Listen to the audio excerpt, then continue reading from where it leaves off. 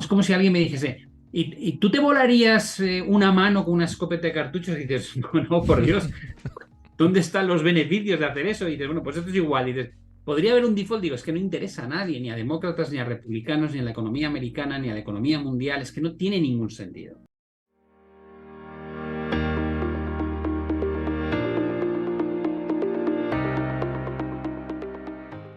Y por aquí con nosotros, que tenía muchas ganas de que volviera al canal después del debate que tuvimos desde Estados Unidos. Pablo Gil, ¿qué tal? ¿Cómo estás? Hola Héctor, ¿qué tal? Buenas tardes. Bueno, lo primero de todo, que lo que decía, muchas gracias por venir por aquí una vez más. Sé que los seguidores habituales de la comunidad tenían muchas ganas de que volvieras y siempre es un placer, ya lo sabes, charlar contigo.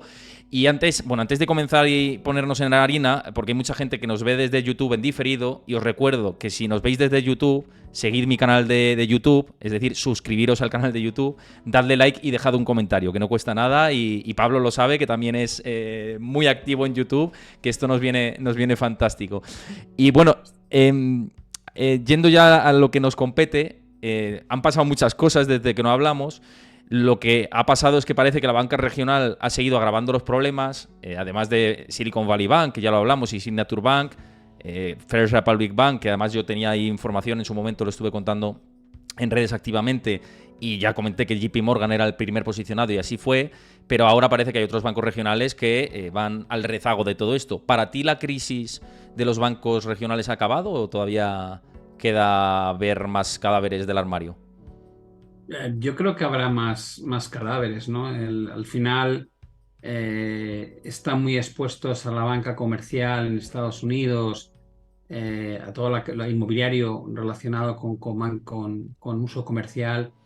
Y bueno, da la sensación de que esa parte del real estate está sufriendo mucho y va a sufrir más con estos niveles de coste de financiación, el cambio en la forma en la que acudimos al trabajo de vuelta, ¿no? Se ha convertido, al menos estas jornadas mixtas, ¿no? De presencial, no presencial, yo creo que está cambiando un poco pues, la necesidad de los espacios como estaban antiguamente diseñados. Y luego, evidentemente, o pagas por el dinero que tus clientes depositan en las cuentas corrientes o a medida que va transcurriendo el tiempo se van a buscar otras oportunidades donde rentabilizar su dinero, ¿no? Eh, yo siempre hablo de la renta fija, hablo de los fondos monetarios, pero ahí tienes gente lista como Apple que saca un depósito al 4 o 15% de rentabilidad garantizado por el FEDIC hasta 250.000 euros. Por cierto, Apple, cuando quiera que me pague, porque le hago una publicidad, yo creo que en cada vídeo comento esto. Sí. España no se puede contratar todavía, pero en Estados Unidos sí. Pero es una demostración, ¿no? Dices, pues si no lo pagas tú, o sea, si no lo paga el banco pequeño o mediano, lo va a pagar un tercero y se va a llevar los depósitos. Con lo cual, el concepto de la fuga de depósitos es algo que mientras las tasas de interés estén como están cerca del 5%, es una amenaza continua contra la banca pequeña, ¿no? Y el problema es que si pagan por los depósitos, pues el margen de intermediación, que es de donde ganan dinero, pues realmente se esfuma, ¿no? Eh, con lo cual mi concepto es sí, creo que no porque hayan hecho una mala cobertura del tipo de riesgo de interés, que es lo que hizo, por ejemplo, Silicon Valley Bank, ¿no? O First Republic, no hace falta que hayas hecho una mala cobertura de tipo de interés. Basta simplemente con que estabas acostumbrado a tener dinero a casi cero coste y prestarlo a 5 al 6 al 7% y de repente descubres pues que eso ya no es una alternativa, ¿no? Entonces ahí tienes a PacWest, ahí tienes a Western Alliance, bancos que han perdido entre un 80 y un 90% de su capitalización bursátil en cuestión de un año, y que están en el ojo del huracán, ¿no? Yo tengo la sensación que de este tipo de bancos todavía quedarán un puñado que probablemente a lo largo de 2023 o tendrán que ser rescatados o quebrarán. A mí lo que me llama la atención es que se han esfumado 550.000 millones de dólares de estas quiebras bancarias y parece como que no ha pasado nada. O para mucha gente parece que no hubiera pasado nada, no hay riesgo, esto no supone nada. Hombre, estamos hablando de las mayores quiebras desde el 2008, ¿no? En volumen y por tamaño, tres de los... Es decir, dos de los tres bancos más grandes son de ahora los que han quebrado por volumen de activos. No sé, a mí esto me parece preocupante como poco, o como poco, valga la redundancia, para tenerlo presente, ¿no? Como riesgo importante. Sí, vamos a ver, las analogías son odiosas, ¿no? Pero yo me acuerdo cuando en 2007 empezamos a ver los problemas de los bancos en Estados Unidos, y a principios del 2008 quebraba Bear Stearns. Tampoco parecía más que una casuística, ¿no? Un caso aislado de un banco que lo ha hecho mal, que no ha tenido en cuenta los riesgos y ha pagado el pato. Y luego acabamos con la que acabamos, ¿no? Y va a pasar lo mismo. Digo, no es mi escenario base que vaya a pasar lo mismo, pero lo que sí está claro es que tienes unas grietas en el sistema bancario bastante profundas que se han alimentado de 15 años de tipos de interés absurdamente bajos, donde la prima de riesgo pues parecía que era inexistente y donde la accesibilidad a la liquidez era totalmente libre y a un coste cero, ¿no? Entonces, como dicen muchos expertos, de los que llevan más tiempo que yo, te dicen, es que claro, cuando tú regalas el dinero a efectos, digamos, de inversión, pues empiezas a hacer inversiones estúpidas. Y llevamos 15 años donde no todo el mundo ha hecho inversiones estúpidas, pero sí una parte del mercado importante que probablemente no ha aflorado todavía, ha estado jugueteando con ideas absurdas que solamente eran susceptibles de mantenerse porque tenía sí liquidez garantizada, o sea, la liquidez garantizada y sin coste, ¿no? Ahora que vas a tener que lidiar con un coste de un 5% durante un tiempo y un drenaje de la liquidez, pues te planteas evidentemente cuánto daño va a aflorar, ¿no? Y esa es la gran pregunta, no es si va a haber o no, sino va a estar contenido, como hemos visto hasta ahora, o simplemente está contenido porque son los primeros casos y la gente no ve que vaya a haber un efecto contagio a otros sectores o a otras empresas, ¿no? Depende de tu visión, que seas más conservador o menos o más agresivo, ¿no? Yo que he vivido, y esto es importante que la gente lo entienda, yo llevo 36 años, ¿no? En este momento, o 30, casi 37 años en la industria. Entonces, vale, ¿cuántas he visto? Digo, es que no se hace la gente una idea, ¿no? De cuántas he visto. Y dices, ¿cómo te haces? Digo, te haces a lo que has vivido. Yo recuerdo, por ejemplo, cuando hablaba esto es un poco una batallita, pero creo que ilustra muy bien lo que intento trasladar, cuando yo hablaba con mis abuelos que habían vivido la guerra, pues su manera de hablar de la guerra era totalmente imposible que yo la replicase, porque yo no había estado ahí, ¿no? Y cuando me hablaban del hambre y cuando me hablaban del miedo, eh, pues sí, hombre, intentas comprenderlo, pero a ti no se te ponen los pelos como escarpias, porque no has estado ahí, ¿no? Cuando yo hablo de las crisis, cuando dices, "Vale, claro, es que yo estaba gestionando a nivel profesional cuando el DAX bajó un 73% en el año 2001, o 2001, 2002, o cuando la bolsa rusa en el año 98 perdió un 92%, o cuando las divisas asiáticas subieron, pues, perdieron contra el dólar un 400% en 4 meses, o cuando el Nasdaq en el año 2002 bajó un 82%, o cuando el sector bancario en la crisis periférica bajó un 90%. Entonces, claro, mi experiencia como gestor profesional, teniendo que dar la cara ante clientes, eh, que se ha visto obligado a gestionar esas situaciones, es distinta a la de la gente que lleva 10, 12 años que no ha visto nada. Y cuando la gente me dice, ¿cómo que no has visto nada? Y que no has visto nada. Para cuando te empezaban a torcer el brazo, te lo han arreglado. O sea, te empezaban a torcer el brazo en el COVID y te lo arreglaban. 4 meses más tarde había recuperado la caída en Estados Unidos. Eso no es una crisis, eso es un tiro de la tirita, te duele un pelín y antes de que acabes el grito ya se ha acabado el problema. El problema es cuando dura un año, año y medio y ves que aquello va a peor y a peor y a peor y todas esas situaciones que pensabas que no se podían dar se dan y además se dan más de lo que tú incluso habías soñado que podía ocurrir, ¿no? Eh, Esas experiencias te marcan, ¿no? Y yo cuando mucha gente nos tacha de negativistas o de catastrofistas, digo, bueno, yo estoy en la guerra, ¿vale? Yo he estado en muchas guerras. Entonces, cuando tú me dices, es que yo si estuviese en la guerra, te digo, es que tú no has estado y por eso no tienes ni idea de lo que es una guerra. Entonces, para mí tú no me sirves de ejemplo porque vives una realidad donde careces de una información que es vital. Y yo, dice, tú a lo mejor por haber vivido guerras te pierdes, digo, sí, puede ser. Y puedo perder muchas cosas, pero no me van a matar de un tiro. Es que Es esa es la decir, clave, la gestión del riesgo, ¿no? Que tantas veces hemos sí, comentado por aquí que es es que yo fundamental. que cuando yo miro a mis compañeros que han sobrevivido todos estos años y lo han hecho muy bien y nos ha ido muy bien y tenemos un gran patrimonio, es porque hemos gestionado el riesgo. Los que no han gestionado el riesgo no están, se fueron, acabaron, o sea, tuvieron su momento de gloria hasta que una de estas le pilló un revolcón y murieron. Y se tuvieron que cerrar sus fondos o tuvieron que abandonar la operativa o empezar de cero. Es que es así de sencillo, ¿no? Entonces, a mí cuando la gente me pone una etiqueta, digo, pues si me la pone alguien que lleva 40 años como yo y que ha navegado, surfeado las mismas aguas, diré, bueno, pues con todo el respeto te escucho. Pero cuando me lo dice alguien que lleva 8 9 10 años, digo, perdona, si es que tú realmente no sabes lo que es un entorno complicado de mercado. Porque mientras los bancos centrales han estado subsidiando cualquier crisis, es imposible que hayas visto lo que es un entorno complicado.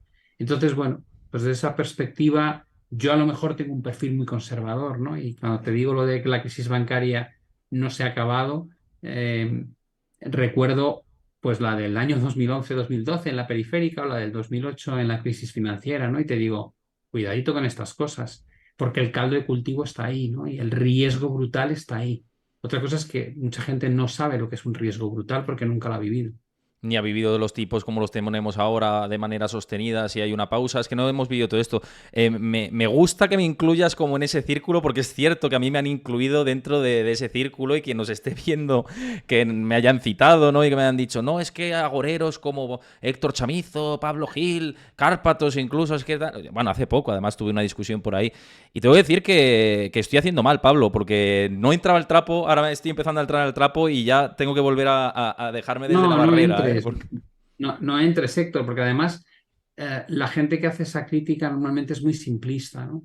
Yo le he hablado contigo alguna vez, es Hmm. como, o sea, yo cuando miro las inversiones estoy pensando en términos de cuánto tengo en inmobiliario, cómo lo he financiado, cuánto tengo en metales preciosos, qué tengo en criptomonedas, cuánto tengo en renta fija, si estoy en la parte corta de la curva de renta fija o en la parte larga, si estoy expuesto a China como estoy expuesto o no. Pero la gente esta que hace esta crítica normalmente es, como no tienes el SP500, estás fuera y te lo estás perdiendo. Y te digo, es una mentalidad. Es como si me dijeses, como no comes lechuga, te digo, bueno, pues que hay pescado, hay carne, hay un sinfín, hay verdura, hay de todo. O sea, es que la lechuga no determina si tú estás comiendo o no estás comiendo. Y la gente que hace esta crítica normalmente es gente que come lechuga. ¿Estás en el SP o no estás en el SP? Y ni siquiera saben por qué el SP lo está haciendo mejor que otros índices y desde cuándo empezó a hacerlo mejor que otros índices y qué pasó anteriormente. Yo siempre pongo para estas cosas gráficos del Nikkei japonés contra el SP 500 y les pongo el gráfico desde el año 89 y les pregunto, ¿dónde habría que invertir? ¿En Japón o en Estados Unidos? Todo el mundo, Estados Unidos, Estados Unidos. Digo, vaya, ahora les pongo un gráfico sin título y muestra lo mismo el Nikkei contra el SP en el año 88. Y digo, ¿dónde hay que invertir? Hacia arriba, digo, eso es el Nikkei. Y digo, ¿y qué vendemos? Digo, estás vendiendo el SP. No puede ser, digo, sí, durante 40 años. El Nikkei subió un 7.900 y el SP un 900%. ¿Y cuál es la realidad? La realidad es lo que has vivido. La realidad es tu histórico. Y como llevas desde el año 2009, que la bolsa americana lo ha hecho mucho mejor que el resto de las bolsas, tú vas con el piloto automático de hay que invertir en Estados Unidos. Digo, o no, a lo mejor Europa es el momento ahora de empezar a hacerlo mejor, o a lo mejor China. Es decir, hay que tener esa cultura financiera, hay que ver entre activos y dentro de los activos, ¿qué activo? Y no, y mucha gente, ya te digo, que simplifica la crítica, normalmente siguen un índice y toman todas las decisiones en un 0 a 100, ¿o estoy o no estoy? Y es tristísimo. No, se futboliza todo, absolutamente. Igual que pasa con la política, igual que pasa. Es lo que. Y además, fíjate, del SP, ya entrando un poco en el tema del SP 500. Vamos a ver, quien entrase en los mínimos en 3.500, pues estupendo, pero el SP 500 está cotizando en el mismo nivel de hace un mes, de hace 3, de hace 9 meses y de hace un año, con lo cual es que es lateral puramente, ¿no? De si nos vamos 12 meses atrás. Entonces a mí no me sirve el argumento de es que estás fuera del SP, es que veis más caídas, menos subidas, tal. Bueno, pues la realidad es que el mercado te está poniendo en un lateral. Eso de momento, en estos últimos meses. Con lo cual no vayamos a ese reduccionismo y tampoco etiquetar, que es que está, yo insisto, a mí me parece que está feo etiquetar, pero bueno, que haya cada cual lo que haga lo que quiera, ¿no? Mira, Héctor, yo, la gente, sea, las redes sociales tienen una cosa muy bonita y es que nos permiten compartir, como estamos haciendo en este momento, nuestra Exacto, opinión en tiempo real exacto. con la audiencia. Es una gozada y luego tienes un feedback. Normalmente te gusta, siempre hay algún feedback que no te gusta, pero bueno, está bien, se te abre una puerta maravillosa, Mm, digamos, a una comunidad inmensa, ¿no? total. Eh, pero, pero también hay una forma, digamos, de crítica bajo el anonimato, ¿no? De un nombre que pongas ahí, un alias, ya lanzas la piedra, escondes la mano, ¿no? Yo siempre digo, si esas personas que critican las tuvieses delante en una mesa, probablemente yo creo que ni el 10% aguantaría una conversación tú a tú, Mm. pues se quedarían sin argumentos muy rápido, ¿no? Yo me pasé el año pasado escuchando, jolín, con la recomendación de comprar oro. Eso sí, luego llega a máximos históricos, ¿no? Llegó a 2081 hace nada. Pero ya no dicen Y nada ahí. Ahí sí que ya no, tampoco dicen. bueno, y hay gente que te dice a lo mejor, oye, qué buena idea fue tal. Pero lo que quiero decir es que a mí me hace mucha gracia porque digo, tú cuando escuchas que compro oro a largo plazo, ¿qué parte de esta frase es complicada de entender? Porque básicamente ahora me pasa con China, ¿no? Digo, estoy comprando China a largo plazo. Pues es la bolsa que menos ha subido. Digo, ya estamos atrás como con el oro. Digo, sí, la parte a largo plazo no hago trading, estoy montando una cartera para los próximos años.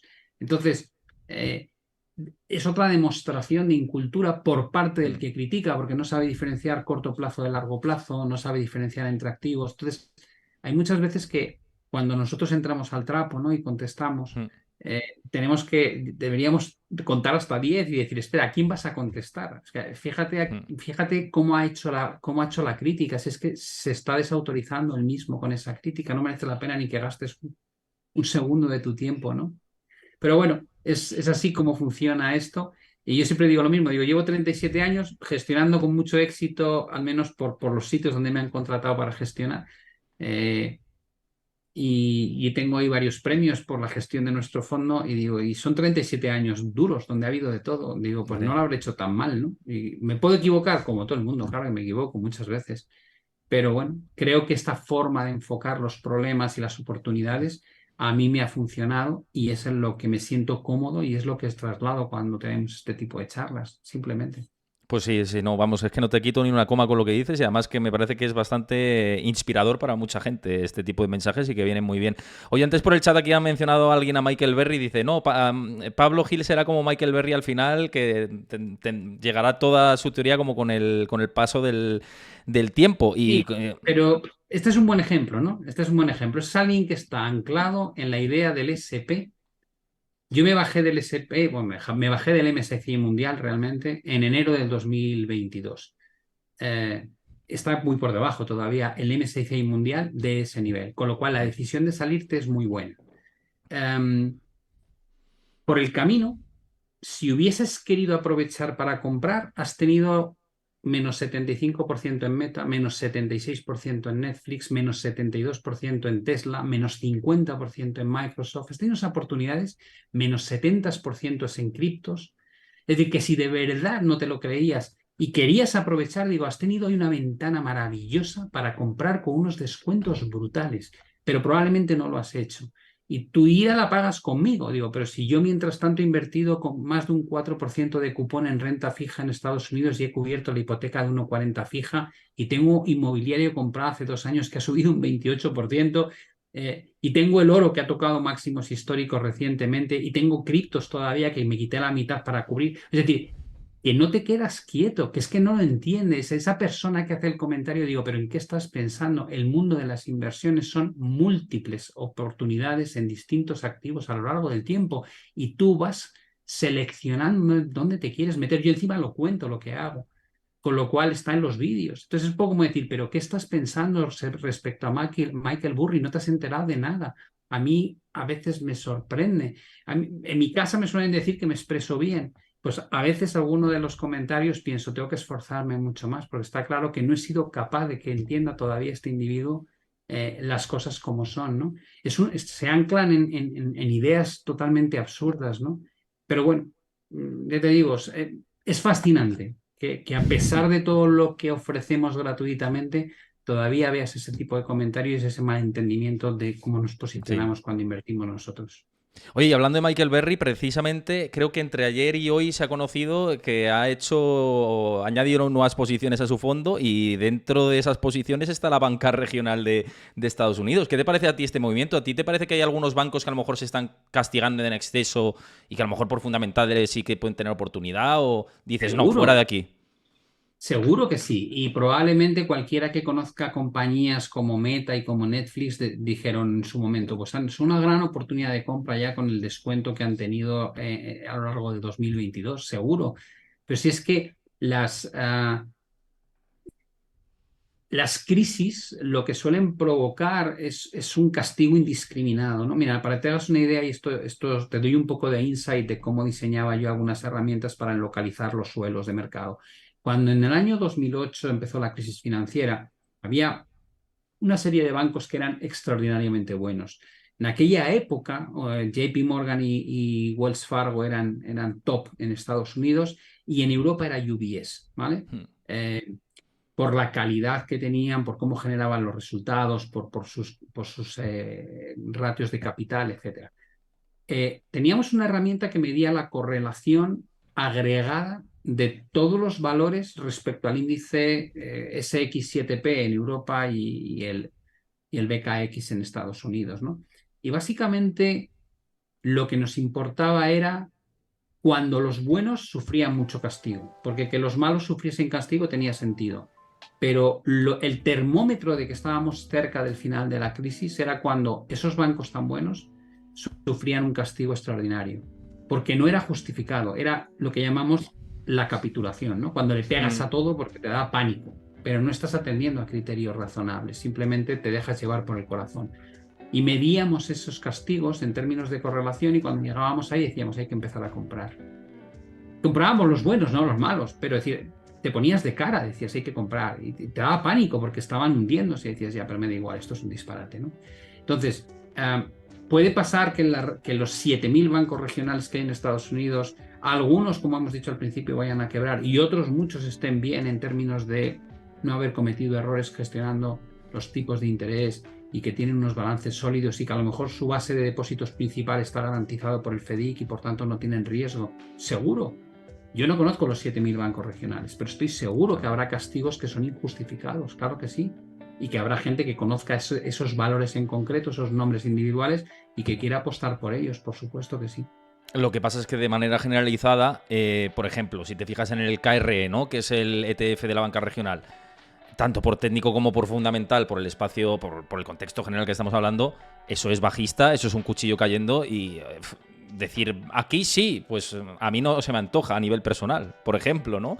Pero si vas nombre por nombre, pues lo que dices tú, ¿no? Haciendo stock picking ahí en determinados activos, pues seguro, ¿no? Pero es lo que decías, ¿no? Hay mucho ruido como para decir, me subo al barco de manera generalizada dentro de ese sector, ¿no? Depende de cómo hagas tú la operativa, ¿no? Hay gente que hace stop picking y que es muy buena, que es capaz de separar el grano de la paja.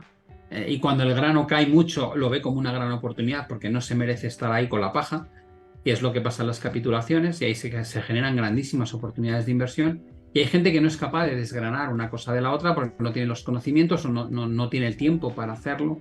Y esos van al índice global, ¿no?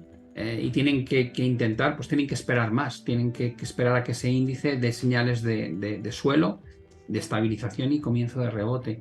Pero vamos, puedes jugar relativos. Yo el otro día en una conferencia decía, pues ahora mismo técnicamente tiene todo el sentido del mundo estar largo del Nasdaq contra el Russell 2000, ¿no?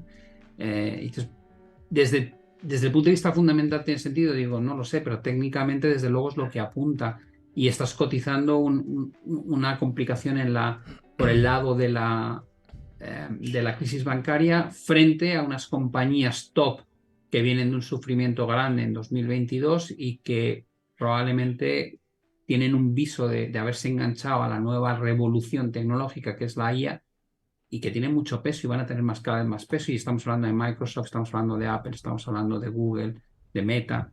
Es bueno, pues, si quieres elaborar un argumento de por qué podría ocurrir eso, a mí se me ocurren muchos puntos a favor para defenderlo. Es bueno. eh, Si vas a nivel índice, te diría igual es un poco pronto. A nivel stock picking, tal vez encuentres ya oportunidades muy buenas. Estamos hablando de valores que han bajado un 90%, ¿eh?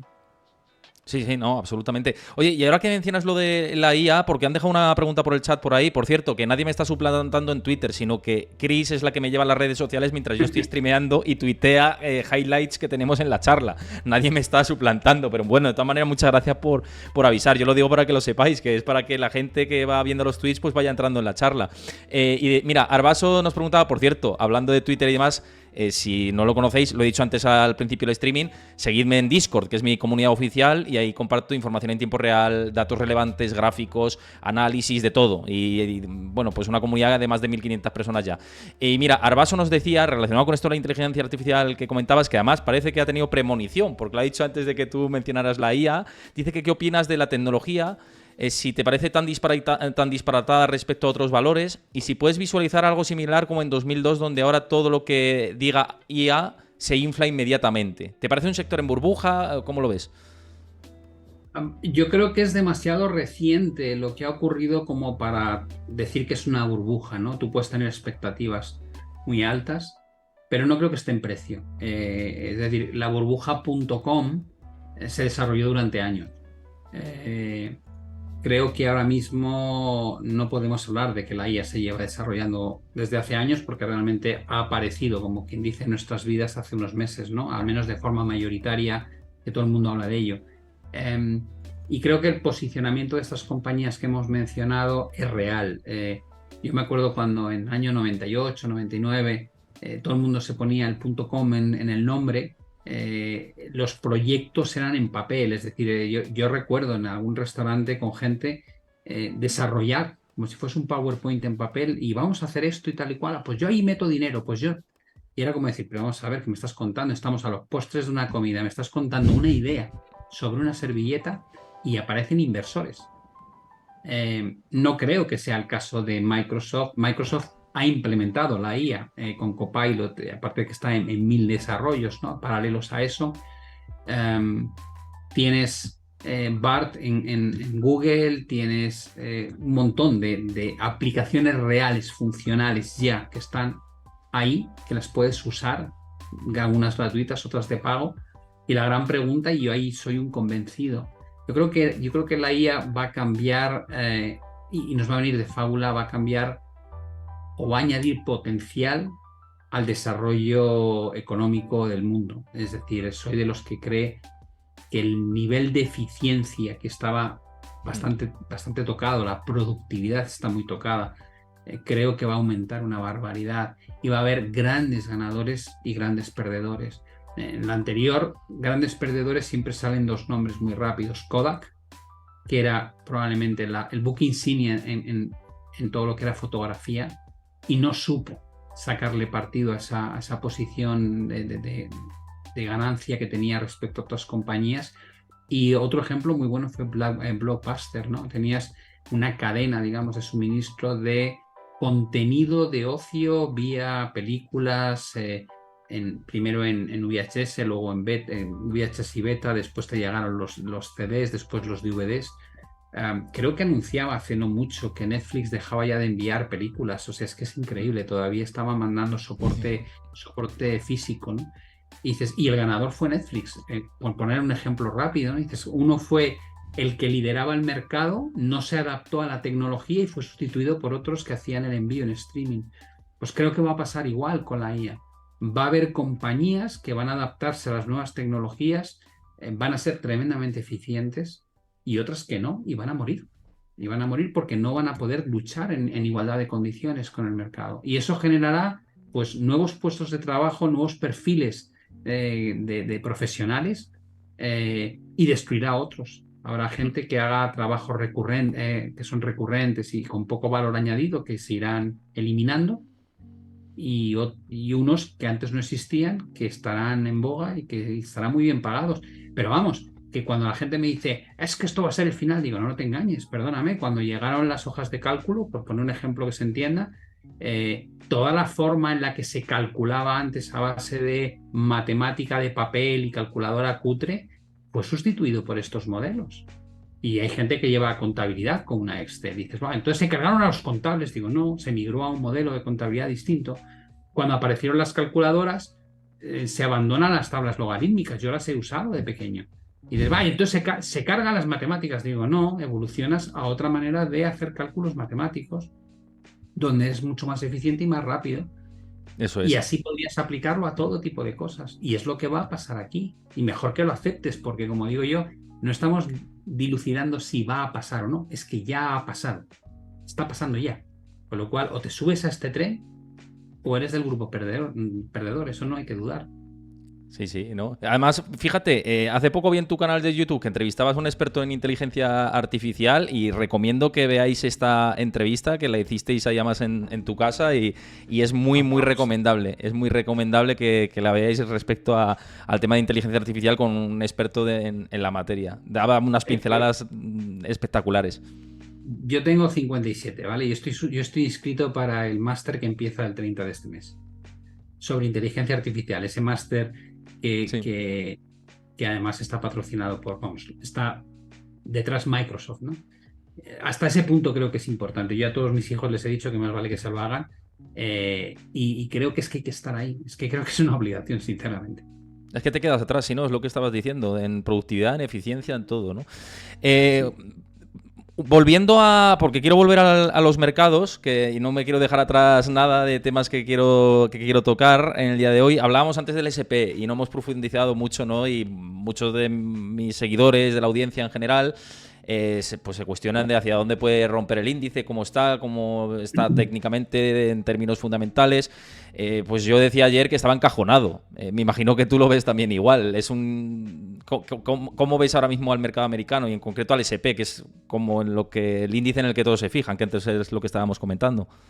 Pues no se mueve nada desde hace un montón de semanas. Si el techo de deuda se convierte en una cosa que pasa sin mayores noticias, que es lo que debería ocurrir, porque si se convierte en noticia va a ser muy duro, pero si al final se llega a un acuerdo, se amplía el techo de deuda o se demora la aplicación, se suspende el techo, que es una cosa que hicieron en 2018 y en 2020, y simplemente le das carpetazo y se convierte en una cosa que no es relevante, pues yo espero que la bolsa tienda a tirar hacia niveles de 4.325.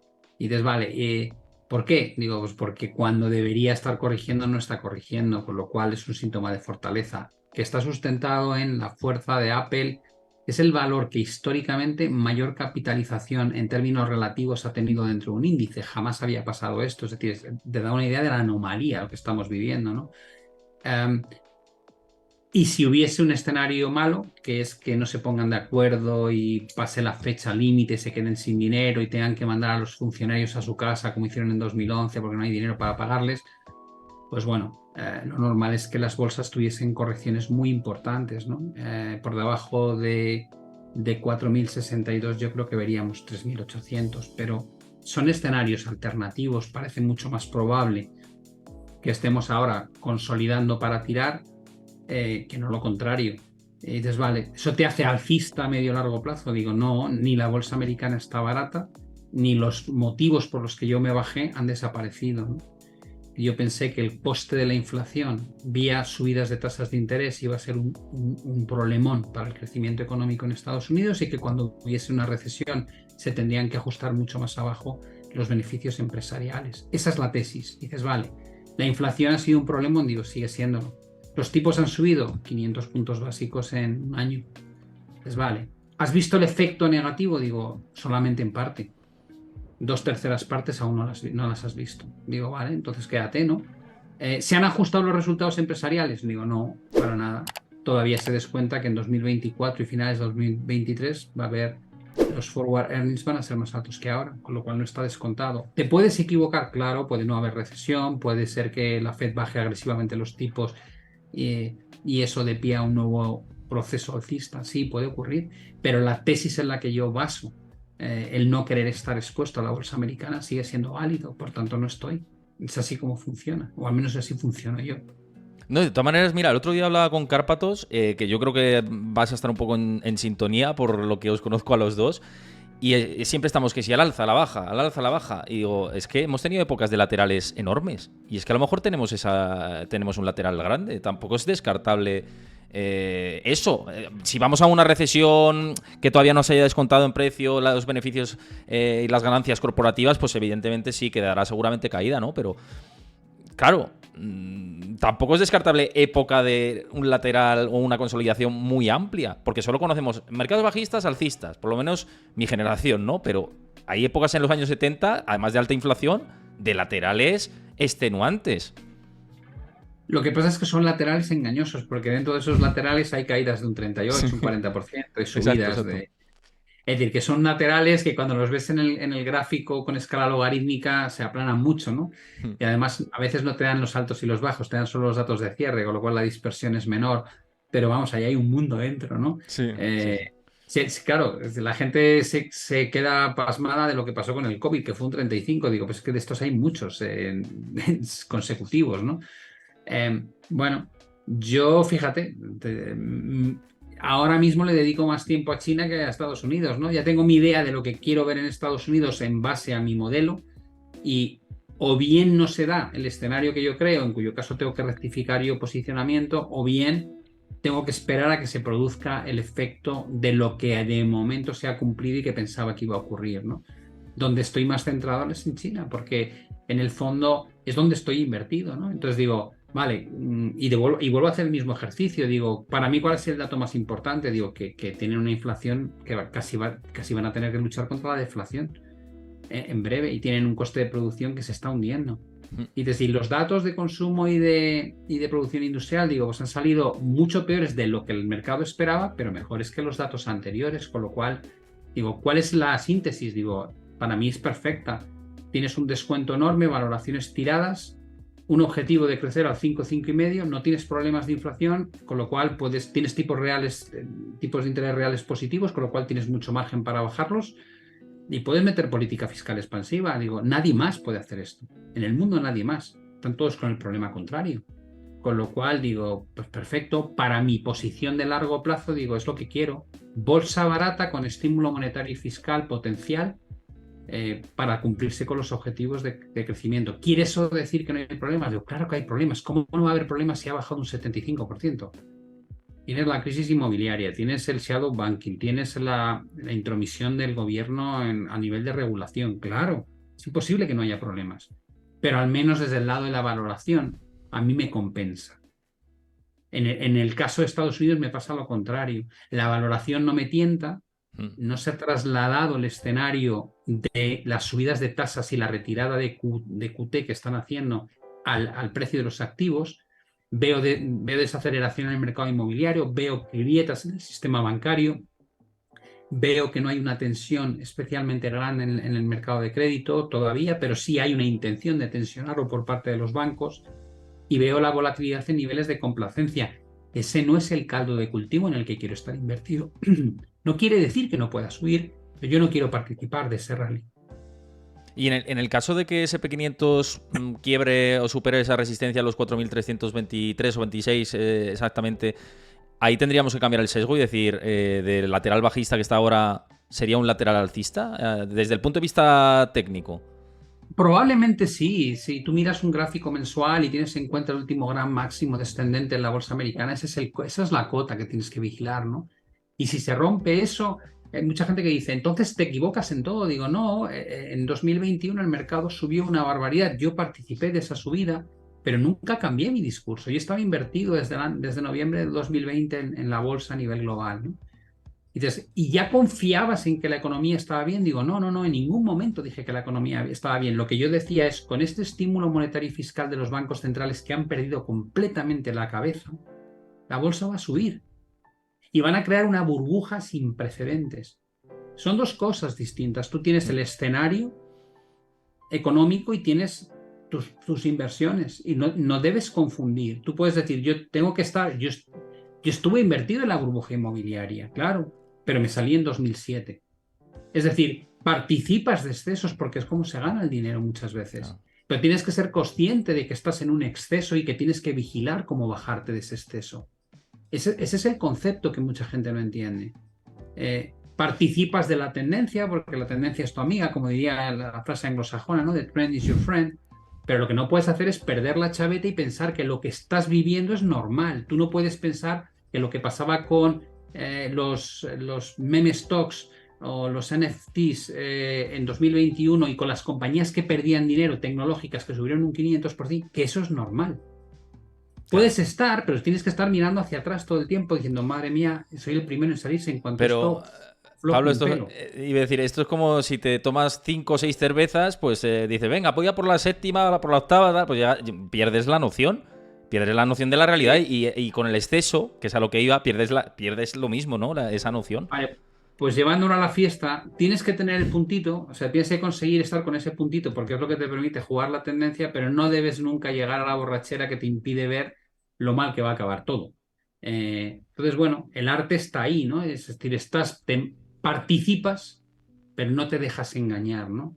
Hay otras veces que no, que participas y te lo crees porque dices, es que tengo poco riesgo y mucho upside, porque las cosas están bien, en cuyo caso ahí no estás angustiado, simplemente lo disfrutas.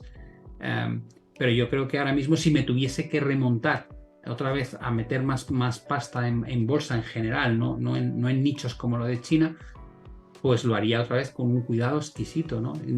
Creo que no lo voy a hacer. Es que tengo inversiones en renta fija que van muy bien y que creo que además si la bolsa entra en un nuevo ciclo alcista, van a ir todavía mejor, porque quiere decir que probablemente la inflación está bajo control y no hará falta mantener los tipos tan altos, en cuyo caso los bonos subirán mucho en precio y bajarán en rentabilidad, por lo cual ganaré mucho dinero.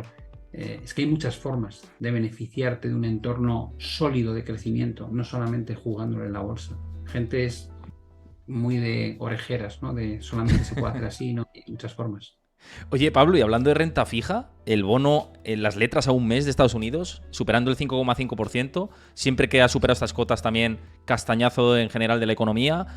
También, evidentemente, yo creo que tiene mucho que ver también por esa negociación con el techo de la deuda, de que el inversor dice, bueno, me limpio esto, pero es para tener presente, ¿no? Que ha Sí, superado a todo el conjunto de bonos de grado de inversión, que esto no ha pasado en la historia nunca.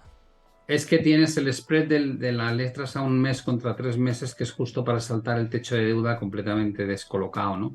También tienes el CDS a un año de Estados Unidos en cotas de 150 y tantos, que es lo más alto en 15 años, ¿no? Y es muy curioso porque tienes la percepción cuando miras esto de que hay una parte del mercado de renta fija que está muy preocupado con la potencial mala gestión de demócratas y republicanos de la negociación del techo de deuda, pero luego te vas a la bolsa y no percibes ningún riesgo, ¿no? Y eso llama la atención cuando dices, uy, cuando hay tanta diferencia en enfoques, alguien se ha pasado, ¿no? O de complaciente o de angustiado. Y el ajuste va a ser severo. Pero yo creo que responde a eso, ¿no? El pánico al 1 de junio cuando dice Janet Yellen que se quedarán sin dinero y que lleguen a un acuerdo previamente. Yo creo que eso, vamos a decir, es que la gente no es consciente de lo que es un default. O sea, por Eso sí que eso, es un por eso, desastre, y lo dijo Yellen, dice, es un desastre económico. Textual de Yellen, no mío, de Yellen. o sea, si hubiese un default, no un default de un día, que probablemente es diablo, un default será así, ¿no? Se retrasarán en llegar al acuerdo 24, 48 horas. Si hubiese un default, que la gente piense en Grecia. Grecia no era nada. En términos económicos, Grecia es inexistente en el mundo, ¿no? El PIB de Grecia era ridículo, ¿vale?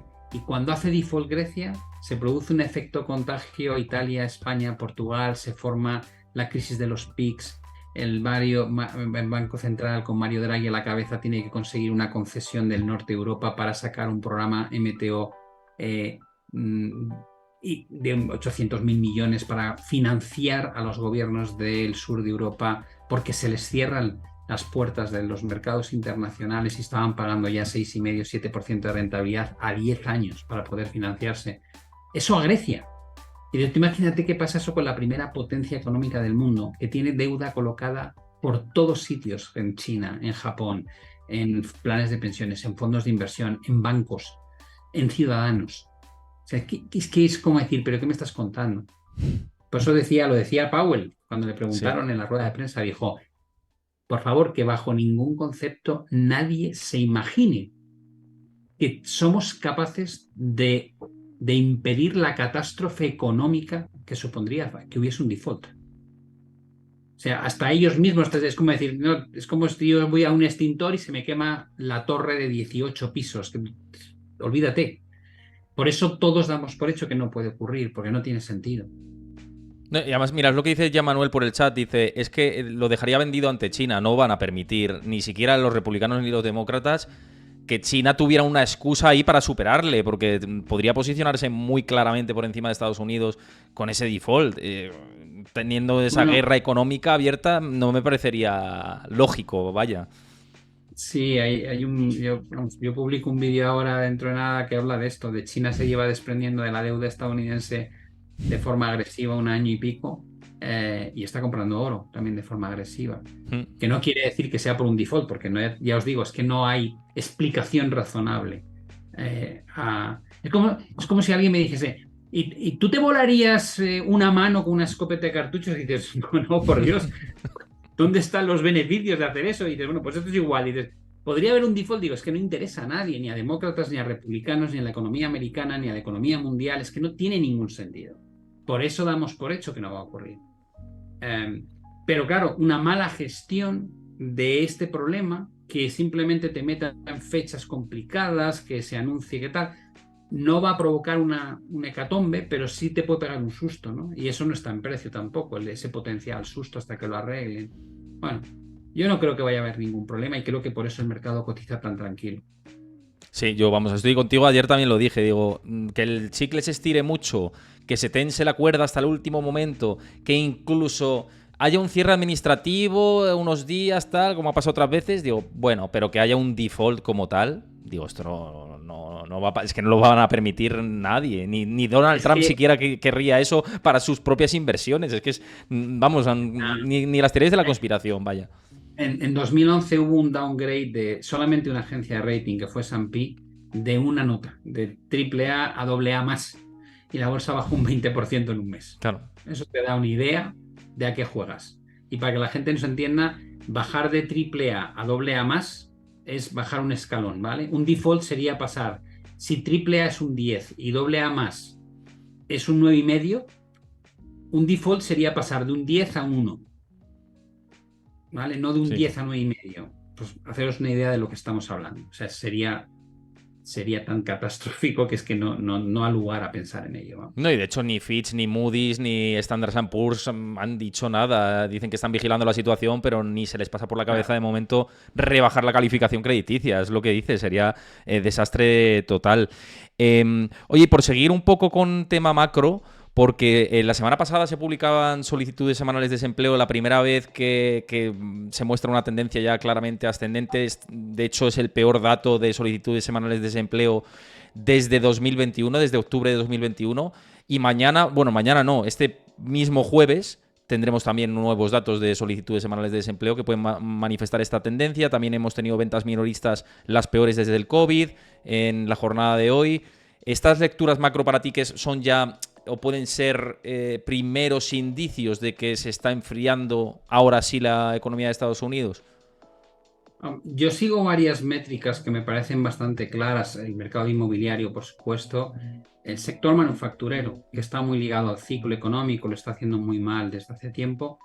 Eh, no cede todo lo que debería en las presiones salariales por el lado de empleo, porque cuando luego nos vamos a las métricas de empleo en sí mismas, ya sabes que salvo que utilices una parte de las métricas muy concretas, son indicadores retardados de la economía, con lo cual la gente que mira, por ejemplo, la tasa de desempleo, digo, es ridículo, olvídate, esto jamás te va a dar una señal anticipada de un ciclo que se deteriora de la tasa de desempleo, ¿no?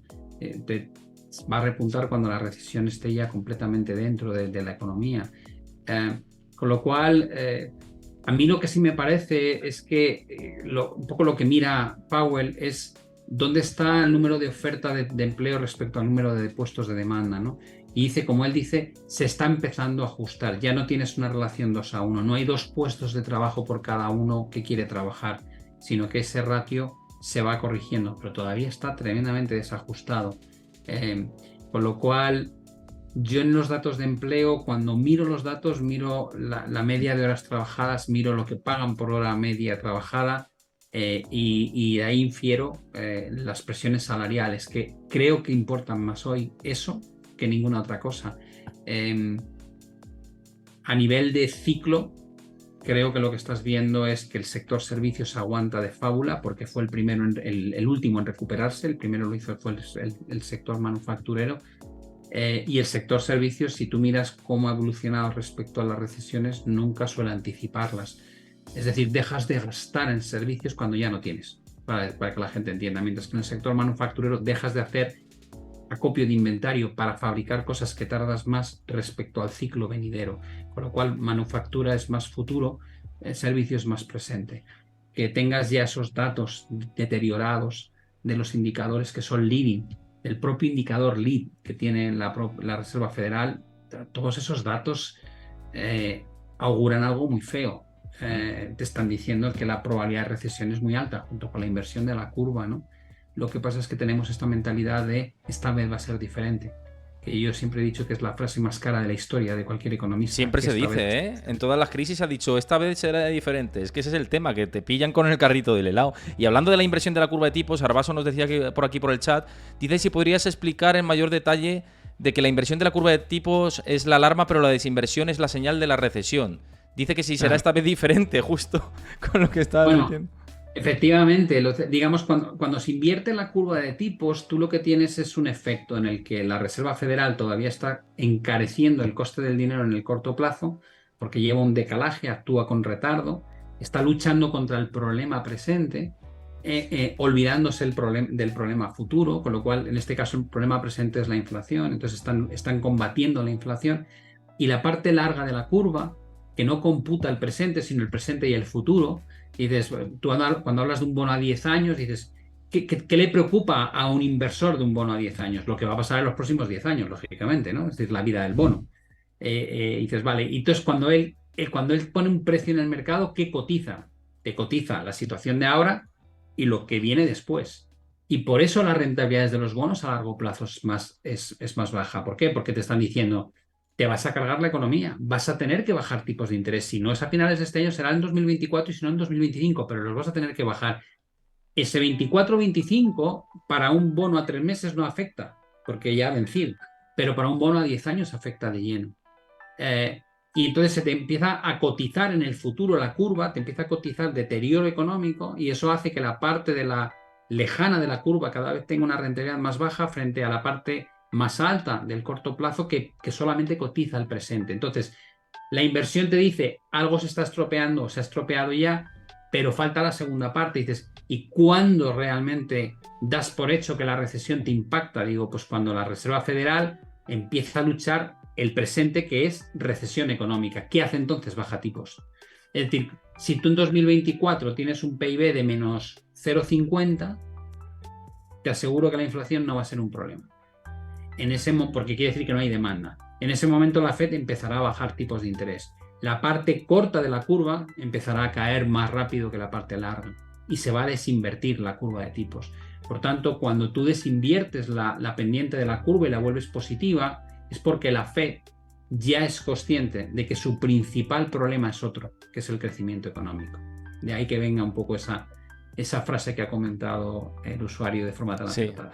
Además que eso suele coincidir también con los primeros datos de destrucción de empleo, que de momento no, en datos oficiales, que bueno, eso tiene telita marinera, que cada dato que se publica hay revisiones de los datos anteriores, pero sangrantes, que por cierto, cuando hay revisiones tan sangrantes coinciden en épocas recesivas, en épocas de recesión económica, misteriosamente es cuando más datos de empleo se revisan. Y claro, esto hace plantearse, para ti la bajada o recorte de tipos de interés en Estados Unidos es más inminente de lo que dicen los bancos de inversión. A mí los bancos de inversión lo que me dicen es hasta final de año nada, prácticamente todos, no, hay como bastante consenso con eso. Yo creo que la Fed no quiere ser juzgada 2 veces por el mismo error, ¿no? Cometieron el error de la transitoriedad de inflación todo el año 2021 y principios de 2022 y prefieren equivocarse con una recesión porque además saben cuál es la receta para salir de la recesión, pero está claro que no han sabido cuál era la receta para luchar correctamente con la inflación, si no, no se les habría ido de madre como se les ha ido. Todavía no lo han controlado, no nos engañemos, ¿eh? O sea, todavía para ellos existe el fuego que es la inflación. Lo otro es potencial. Y si hubiese recesión, ya han luchado contra recesiones anteriormente, ya saben lo que tienen que hacer, inundan de liquidez el sistema y bajan los costes de financiación y ya está. Con lo cual, esa parte están más cómodos. Lo que no se pueden permitir es, ante el riesgo de una potencial recesión económica, voy a aflojar mi lucha contra la inflación y vivir como en los años 80 un repunte inflacionista. Creo que entonces se les comen por los pies. Entonces, soy más de esa idea de, para cuando la Fed dé su brazo a torcer y decida bajar tipos es porque realmente ya la recesión es inevitable, ¿no? Y el problema de la inflación realmente lo tienes bajo control. Creo que van a ir a eso. Y el BCE te ha dicho algo parecido. El Banco Central Europeo te vino a decir que han recorrido un tramo grande, pero todavía queda un tramo importante, ¿no? Yo creo que los tipos en el BCE te van a llegar al 4, 4,25 seguro, vamos. Son los picos de 2007, por cierto, Sí, 2008, cuando 2007 justamente. hizo una subidita a 4,25. Y ahí hay un tensionamiento importante y además ya se vio en 2007. Pero fíjate, con esto del tema de los tipos de interés y de los objetivos de inflación, etcétera, a mí me parece que hay algunos miembros de la Fed, además con derecho a voto, que están diciendo auténticos disparates, como es el caso de Kaspari el otro día, que decía que se revisará el objetivo de inflación cuando llegue al 2%. Dice, si has llegado al 2%, ¿para qué quieres revisar el objetivo de inflación y ponerlo en el 3%? No tiene mucho sentido, ¿no? Esa Bueno, afirmación. en el caso de Christine Lagarde, lo que dijo es que, claro, que revisar el objetivo de inflación antes de haber cumplido con su mandato de devolverlo al 2% era una manera de cambiar las reglas del juego por la incapacidad de cumplir con el objetivo. Que me hace gracia que digan eso cuando cambiaron las reglas del juego de no puede pasar la inflación del 2% a la inflación de repente al 2% a largo plazo, ¿no? O sea, que anda que no han cambiado. Y antiguamente la inflación no tenía como objetivo el 2%, era un límite. O sea, que han cambiado mil y una veces la forma de jugar a este juego, pero ahora parece como que no quieren dar su brazo a torcer con la posibilidad de cambiarlo del 2 al 3%. Que acepten inflaciones del 3%, digo, hombre, pues es duro, porque si tú crees que el crecimiento económico estructural cada vez va a ser menor, como ellos mismos te plantean, y crees que crecer entre el 1 y el 2% se va a convertir en la realidad de las economías desarrolladas durante la próxima década, pues si creces al 1 o 2% y tienes inflaciones del 3%, ya me contarás cuál es el crecimiento real de tu economía. Es muy duro Sí. tragarse esa idea, de que la inflación, que el coste de la vida va a subir a un ritmo mayor que el propio crecimiento económico. Uf, no tendría mucho sentido, ¿no? No sé cómo nos lo van a querer vender, No sé. pero yo desde luego soy de los que no se lo va a comprar. Nos los van a dar como lo dije el otro día, como el puré al niño que no se quiere comer, pues igual, ¿no? Venga el avión, que viene el avión. Algo así va a ser, ¿no? Porque de otra manera va a ser difícil de vender. Oye, antes de hacerte una última pregunta, que me ha dejado un usuario por aquí, ya la última, antes de despedirnos, os recuerdo, los nuevos que estéis por aquí, si os gusta el contenido, este tipo de charlas, pues los análisis que hacemos por aquí, cuando yo estoy en solitario o cuando vienen otros invitados al canal, seguid el canal de Twitch, perdón, y también podéis suscribiros, que lo podéis hacer gratis con Amazon Prime durante un mes. De hecho, tenéis un botón ahí de Luz Reminder que podéis suscribiros gratis con Amazon Prime durante un mes. Y si no, creo que son 4 euritos. Más baratos que Netflix, por cierto, y que Amazon Prime incluso. Bueno, con Amazon Prime os suscribís. Y bueno, dicho esto, además de que, bueno, es que nos viene muy bien las suscripciones. Si nos veis de YouTube también, suscríbete al canal y dale like. Y antes de irnos, os digo la parrilla mañana. Mañana estoy yo en solitario. Y también os voy a publicar aquí en exclusiva la entrevista que le hice a Jeff Weniger, que es el estratega jefe de Estados Unidos de Wisdom Tree, un analista de allí, de Estados Unidos. Ya sabéis mis periplos por allí y las fuentes que he conseguido traer de aquí. Así que una entrevista que os va a flipar mañana a las 6 de la tarde aquí en Twitch. Y ahora sí, Pablo, que me decía por aquí que con qué vehículo inviertes en China, en qué índice, cuál es la mejor manera de invertir en índices, fondos. Nos lo decía por aquí Papa McLean, que muchas gracias por dejar la pregunta y comentar en el chat. A ver, yo creo que depende un poco de tu modelo de inversión. Es decir, yo cuando invierto a largo plazo, lo cual quiere decir que el ETF para mí es un vehículo muy cómodo porque tiene Si te vas a inversiones vía CFDs o futuros, tienes que tener en cuenta los rolos, los costes de swap.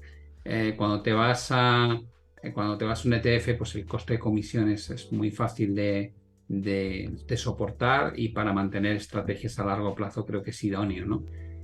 No vas a hacer una gestión activa, vas a hacer una gestión pasiva, ¿no? Vas a estar expuesto sin muchos cambios durante un tiempo largo de tiempo.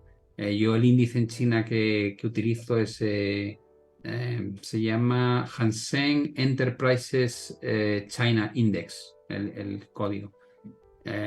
Y lo tenéis disponible, creo que en iShares también, no sé si Amundi tiene algo similar, pero vamos, hay los principales, no sé, o Vanguard, cualquiera de estos casas grandes que hacen réplicas de índices a través de ETFs ofrecen este producto, ¿no?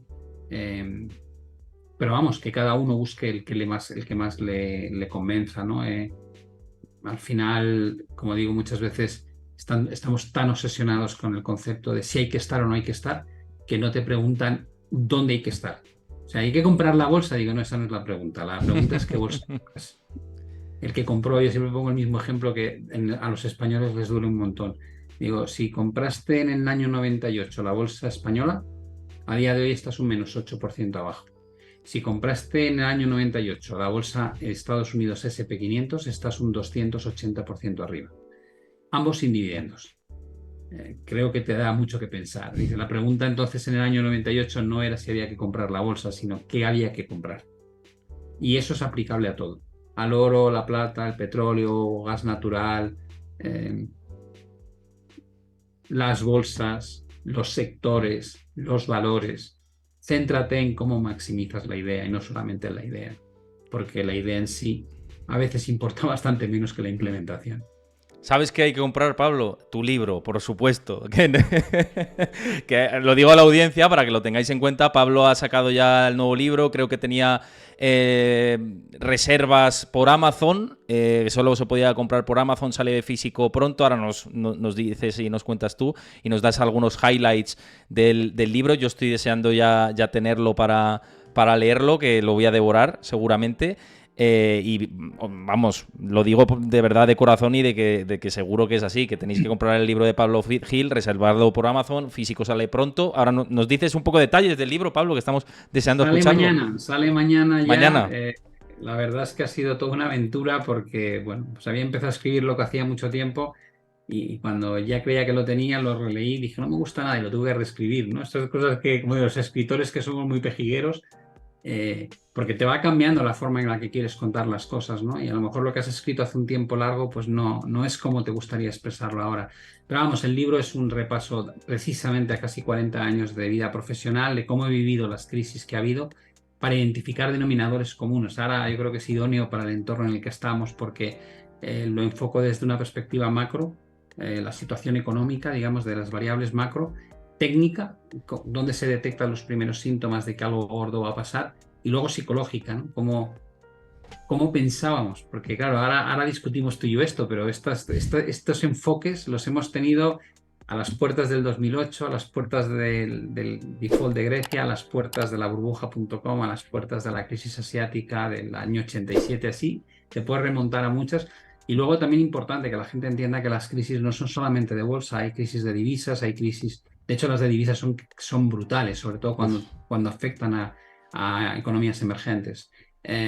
Y crisis de deuda y de crédito, ¿no? Entonces, bueno, pues en este libro hago un repaso bajo esas tres perspectivas, para aprender a esquivar otras crisis y a beneficiarte de ellas, porque si tú mantienes tu patrimonio intacto, casi intacto en una crisis, para cuando acaba la crisis tienes un potencial de compra enorme, y ahí es donde surgen las grandes oportunidades de inversión a largo plazo, con lo cual creo que es interesante, y lo he escrito para que lo lea cualquier persona. No he pretendido dar cátedra de nada, sino hacerlo lo más humano posible, en un lenguaje incluso a veces divertido, porque yo expongo maneras de pensar ridículas. Ahora las pienso y digo, pero ¿cómo podía creer yo esto en la burbuja.com? Y que a lo mejor alguien que está invirtiendo en criptos hoy o en meme stocks dice, joder, tío, pues es lo mismo que pienso yo, ¿no? O sea, que espero que sea pues ese recorrido, ¿no?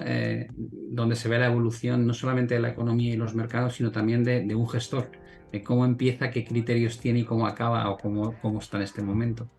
Me preguntaban por aquí que si se puede comprar en Argentina y que si se puede comprar en formato digital. Por formato digital, por supuesto Sí, que lo tenéis. totalmente. En Amazon.com, en formato digital, sé que lo distribuyen en toda Latinoamérica, con lo cual ahí no hay ningún problema.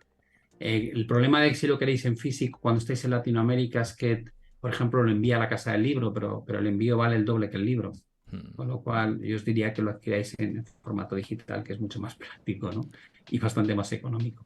Que de hecho os haga pasado por ahí por el chat, Chris, el enlace a la Casa del Libro, que lo acaba de mencionar Pablo, por si le queréis echar un ojo, lo queréis comprar físico. Si estáis aquí en España, pues va a salir más económico. Y si es un envío lejano, pues la recomendación que os acaba de decir Pablo. Yo ya digo, deseando leerlo, así que recomendable, 100%. Y el libro, para quien no lo sepa, bueno, pincháis en el enlace, pero es Aprendiendo de las crisis anteriores para invertir con éxito en el futuro. El título del libro para Creo que lo que lo describe busquéis. todo bien, ¿no? Está, yo creo que mejor descrito imposible. Pues Pablo, un lujo como siempre tenerte por aquí. Espero que hayas pasado buen rato como siempre, aquí cada mes que te tenemos por Siempre. aquí. Y nada, nos vemos prontito y mañana a vosotros todos los que estáis por aquí por el chat, insisto, si os gusta el contenido, uníos a Discord, a mi comunidad y seguid el canal de Twitch y nos vemos mañana a 6 de la tarde que tenemos un contenido brutal con con la Investing Academy primero y luego esa entrevista a Jeff Weniger de Wisdom Tree. Lo dicho, cuidaos mucho, que paséis buena tarde y un abrazo a todos. Pablo, un placer. Chao. Nada, muchas gracias por haber invitado, como siempre. Un abrazo, cuidaos. Un abrazo, chao.